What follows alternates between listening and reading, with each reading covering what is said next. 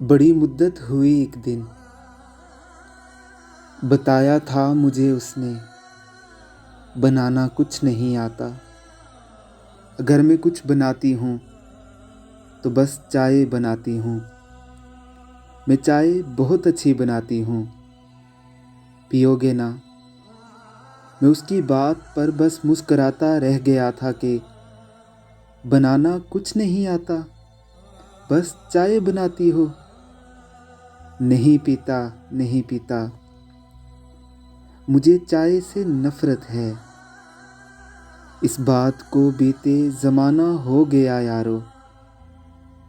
नहीं मालूम वो कैसी है और कहाँ पर है, मगर अब चाय बड़ी कसरत से पीता हूँ, बड़ी हसरत से पीता हूँ, बड़ी हसरत से पीता हूँ।